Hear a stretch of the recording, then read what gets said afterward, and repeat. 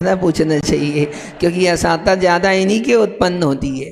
हाँ हो, ये तो बेचारे साता का बंद कर रहे हैं, साता का उदय चल रहा है। अच्छा है, तो असाता वेदनी कर्म का बंद क्यों होता है? तो आचार्य महाराज कहते हैं, सुनो, दुख शोक तापा क्रंदन वद परिदेव नान्यात्म परोभय स्थानान्य सद वेद्यस्य। किसी को आता है सूत्र? नहीं आता? बोलो। नहीं बोलो, कोई बात नहीं, सुन लो। बोलो नहीं, सुन लो।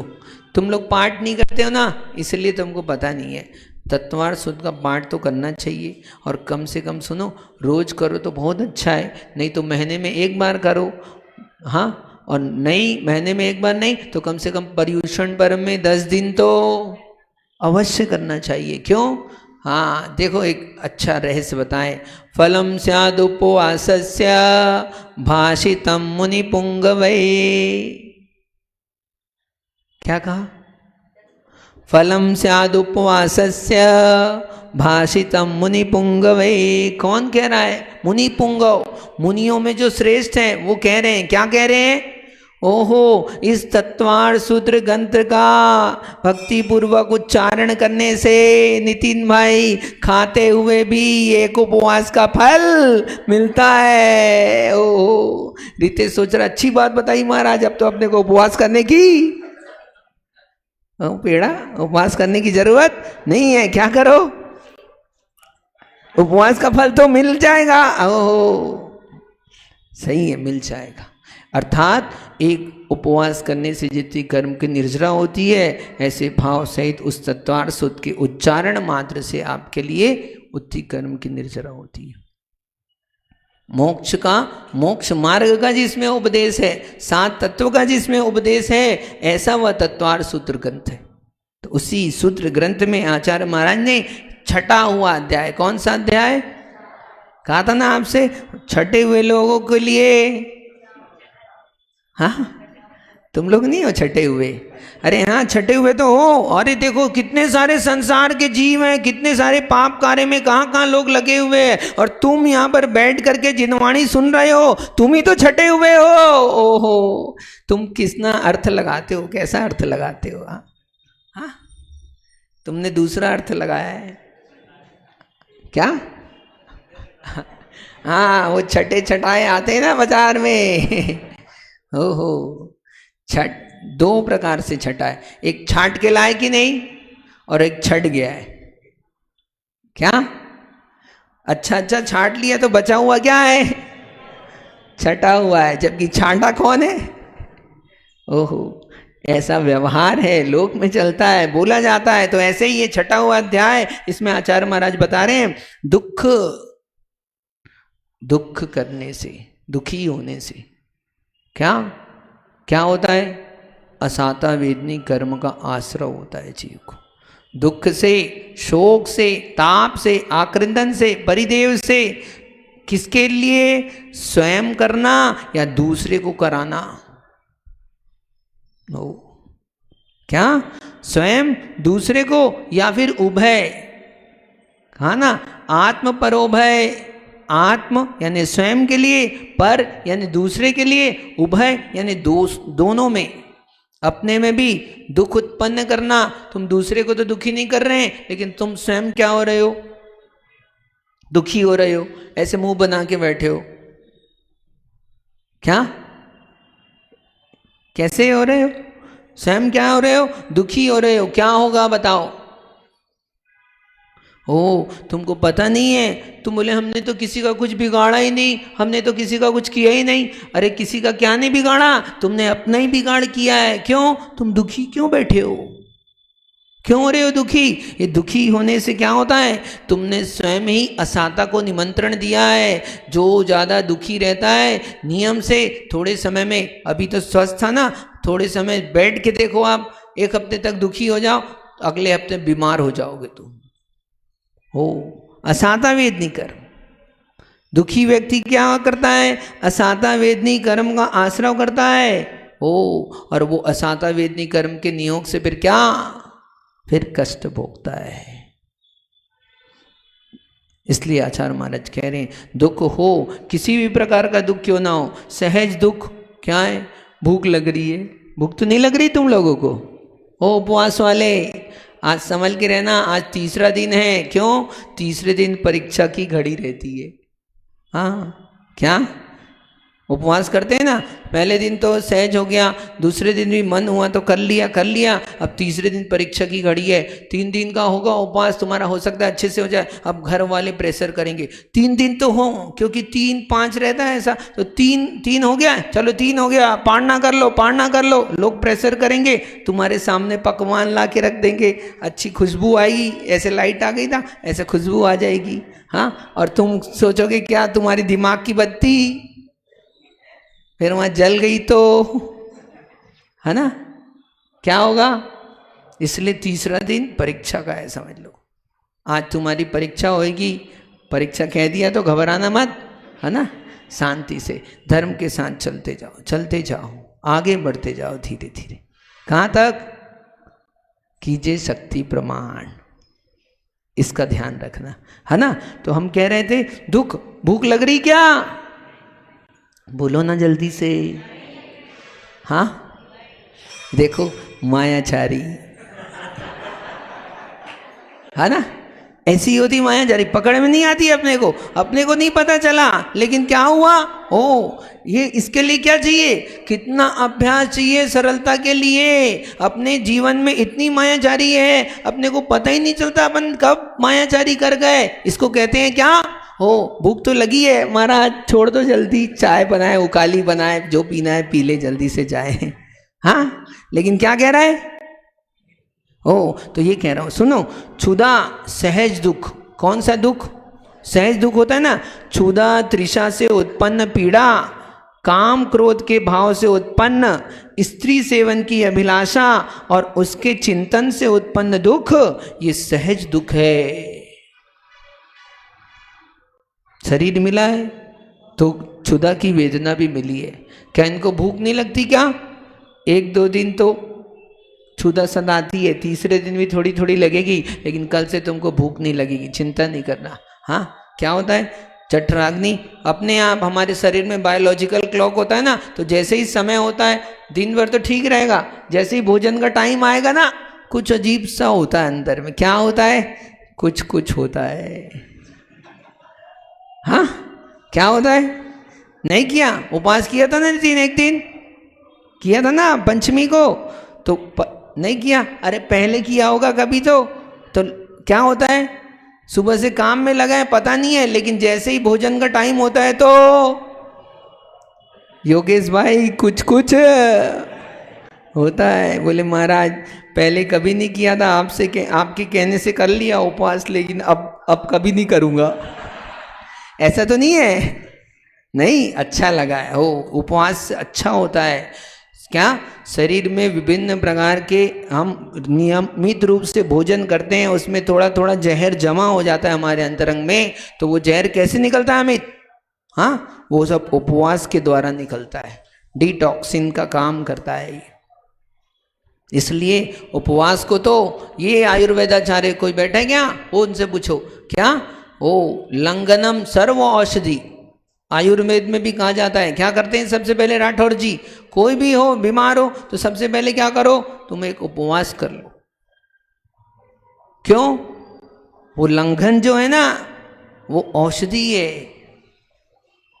वात पित्त कफ, ये 3 के विकृत होने पर ही क्या होता है? शरीर रोग युक्त होता है।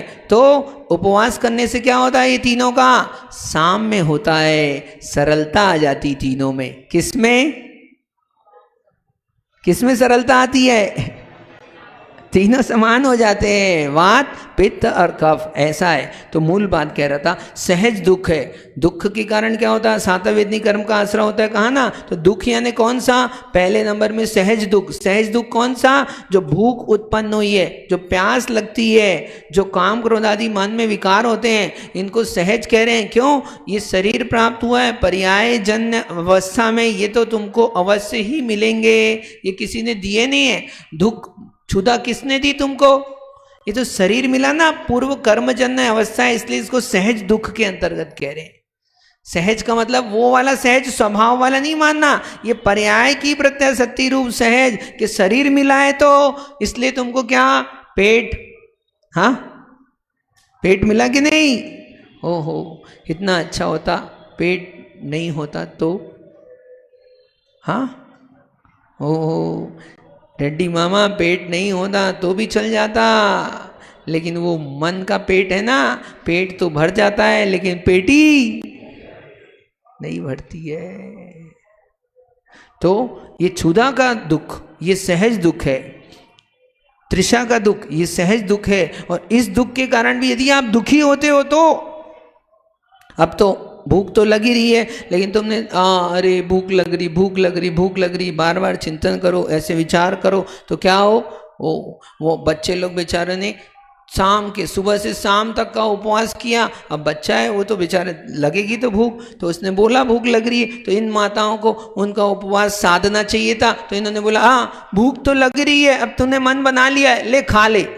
कैसी माँ है ओ, हाँ, अरे बल्कि बोलना था बेटा कुछ नहीं होता, अभी थोड़ी देर में क्या होगा, ठीक हो जाएगा। सहलाते उसको, सर पे हाथ फेरते, उसको लेटा देते, विश्राम कराते, तो शांति से उसका उपवास हो जाता, उसका आत्मविश्वास जगता अंतरंग से। और आज तुमने क्या किया, ओ थोड़ा सा बोला उसने, तुमने क्या किया, उसको खाना खिला दिया, उसका नियम टूट गया, अब उसको क्या हो गया, ये संस्कार तुमने खोटे डाल दिए, वो तो कभी भी सोचेगा क्या नहीं, उसका दृढ़ता कम होती है, उसका आत्मविश्वास घट जाता है। आप उसको प्रेरित करो, देख लो, उसकी स्थिति समझ लो और उसको प्रेरणा दो। जब सुबह से शाम तक का पाल लिया तो रात तो सोने में निकल ही जाएगी, पल ही जाएगा। जबरदस्ती किसी से कराना मत, लेकिन फिर भी कोई कर रहा हो ऐसा तो क्या तुम अपनी तरफ से किसी के क्या उसके व्रत में तप में विघ्न उपस्थित मत करो, उसके पालन करने का प्रयत्न करो। कोई भी चीज कैसे पालन की जा सके ऐसा हमारे को पुरुषार्थ करना चाहिए।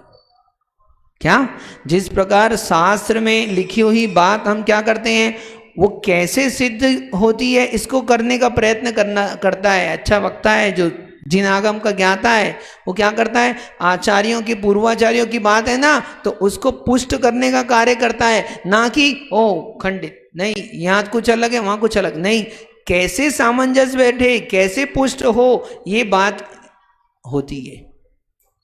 और ऐसे ही ये व्रतों के आचरण में तुमको प्रयास क्या करना चाहिए, प्रेरणा देनी चाहिए, उत्साह बढ़ाना चाहिए, सहयोग करना चाहिए, ना कि विघ्न।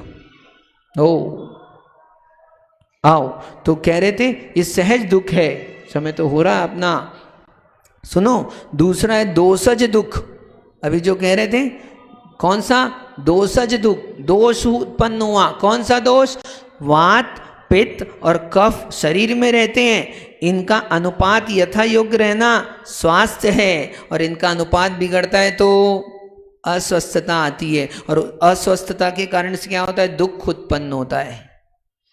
कहाँ, मानसिक भी हो सकता है, शारीरिक भी हो सकता है।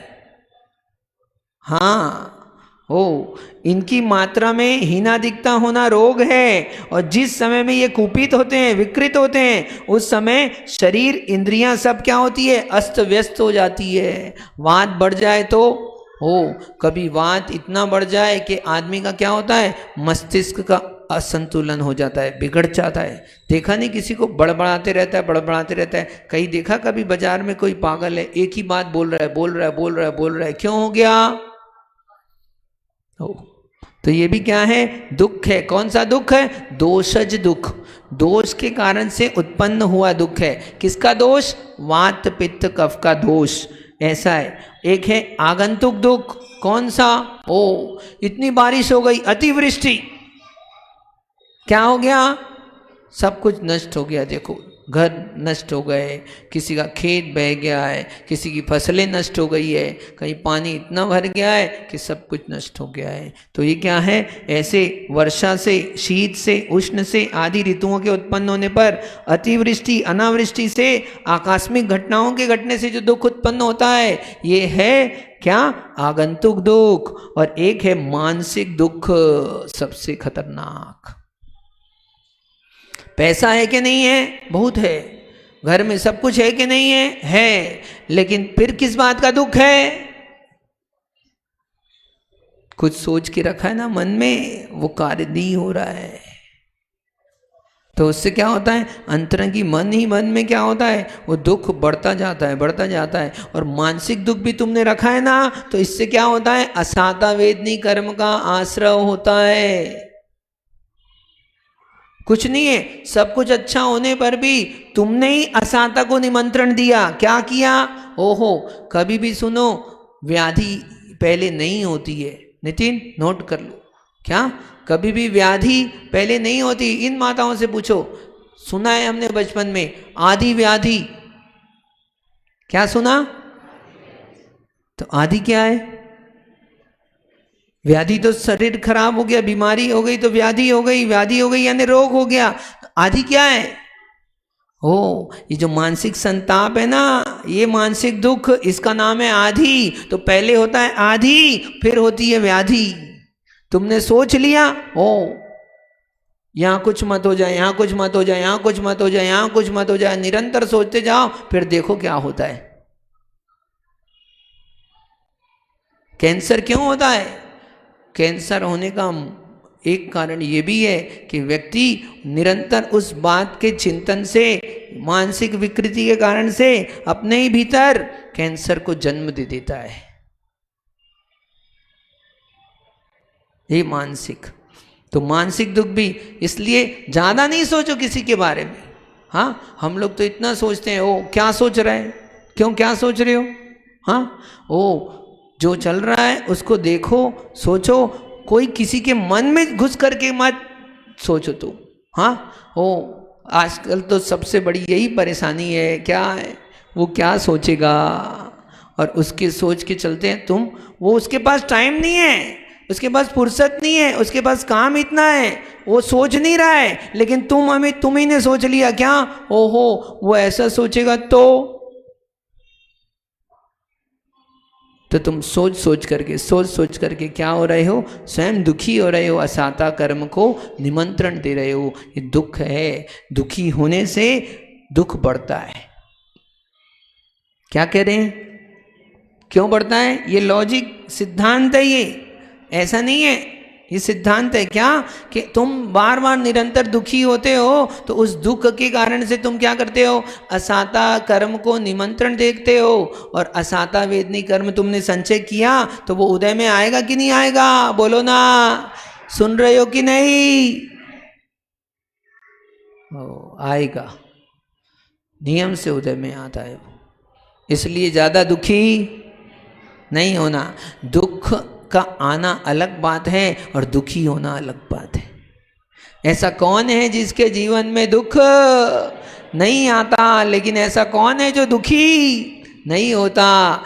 ओहो, संसार में सभी प्राणियों के जीवन में दुख आता है, लेकिन विरले ही कोई हैं जो दुखी नहीं होते हैं। जो दुखी नहीं होते हैं वही भगवान बन जाते हैं,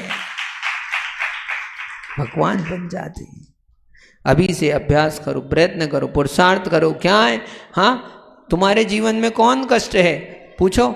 वो देखो, वो बता रहे थे रितेश भाई, वो पांडवों को खड़े कर दिया है, साधना में खड़े हैं पांडव, और अपने ही रिश्तेदार क्या कर दिए आके, हाँ, मामा ने लोहे के गर्म आभूषण पहना दिए। अब बताओ कितना दुख हो रहा है। ओ हो, तेरे जीवन में कौन दुख है, मृत्यु महोत्सव भारी।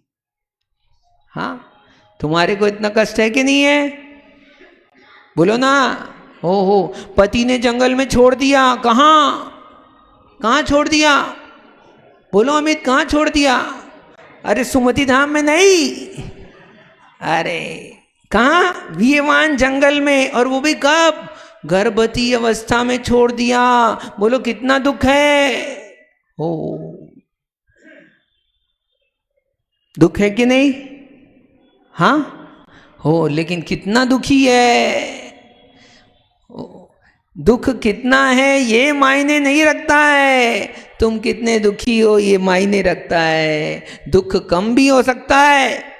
हाँ, दुख तो कितना सा, इतना सा क्या कि पत्नी बात नहीं मानती, इतना सा दुख है, बताओ। लेकिन आदमी कितना दुखी, बोलो, आ रही बात समझ में? हाँ, ओ कितना दुखी हो सकता है, ज्यादा भी हो सकता है। तो दुख से दुख नहीं बढ़ता है, दुखी होने से दुख बढ़ता है। आ रहा है अंतर समझ में? क्या कह रहे हैं? दुख से दुख नहीं बढ़ता है, दुखी होने से दुख बढ़ता है। जैसे घड़ी बढ़ गई ना, ऐसे बढ़ जाता है। इसलिए जाओ, फिर अपन कल चर्चा करेंगे। मूल बात क्या समझना है आज अपने को? सीधा जाना है कि तिरछा? जहां से छोड़ेंगे सीधा घर जाओगे कि और कहीं? हाँ, तुम सीधा जाओगे? बोलो ना, कहाँ जाना है? सीधा जाना है कि सीधा? यहां से छोड़े सीधा कहाँ जाना? घर जाना। हे भगवान, सीधा मैं अपने घर आ जाऊं। कब? जब सरल होगे कमल दादा, तब सीधा घर में प्रवेश होगा। क्योंकि सर्प का, आज सुबह महाराज बता रहे थे ना, क्या सर्प देखो ऐसे ऐसे ऐसे ऐसे चलता है, लेकिन घर में घुसता है तब सीधा घुसता है। तो तुमको भी अपने घर जाना है ना? बोलो, जाना है कि नहीं? बोले छोड़ दो महाराज, जल्दी छोड़ दो, जाना है। ओहो, वो घर नहीं कह रहे, निज घर। हम तो कबहू ना निज घर आयो, हम तो कभी ये मायाचारी की वजह से हम अपने घर में नहीं आ पाए। इसलिए अपने जीवन में सरलता आएगी तो हमारे घर में प्रवेश होगा। कब तक बाहर भटकोगे? अब तो घर आ जाओ, अब तो घर आ जाओ। जय बोलो आचार्य भगवान विशुद्ध सागर जी महाराज की, जन्मवाणी माता की।